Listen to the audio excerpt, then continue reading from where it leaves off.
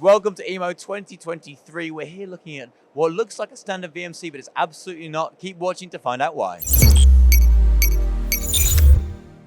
Wow, look at this machine tool behind me. It looks like a standard VMC, but I can assure you it's absolutely not. This is a machine tool from Leadwell. Now, they're a Taiwanese manufacturer with 40 years of machine tool building experience. We're here in front of the BC-600, and we're going to find out in just a little bit why it looks like a standard VMC, but it's absolutely not. You can do a lot with this kind of machine. Now, Leadwell are very proud of the fact that they can make absolute custom machine tools for customers all around the world. They have up to 150 dealers. So if you want a Leadwell machine, it doesn't matter where you are in the world, you can pick up one of these babies. So if we have a look inside the machine, this is the most impressive part. The C-axis is actually inbuilt into the machine bed. So it's not just a 3-axis VMC, this is full 5-axis simultaneous. But the beautiful thing is, because it's inbuilt on the C-axis, this 600mm table can do max 600mm diameter parts.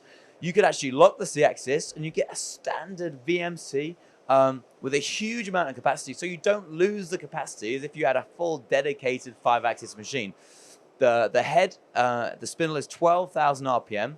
And if you need to, you can get a turning option on the C-axis. You can turn up to 800 RPM on this bad boy right here. So that's absolutely fantastic. Even if you've got big round parts, you want to do some OD turning, maybe some OD finishing, even maybe some threading on the outside, you can do a lot of different styles of components for this. I can imagine it's probably quite good for subcontractors who've got lots of different kinds of components coming in every single day. Day one, maybe you lock the Z-axis, you've got a big mold and die part. Use the 4th axis to finish the mold and die part.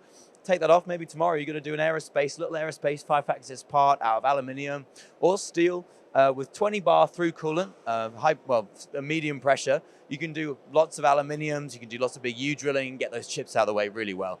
If you've got the long cycle times you normally need from a mold and die part, there's actually a spindle chill around here. So this chills all the oil that lubricates all the guideways, all the spindles, so that you can make sure that you're running long cycle times and you're not going to lose out on that accuracy. It's really important if you've got like a 15-hour cycle on the mold and die components like this.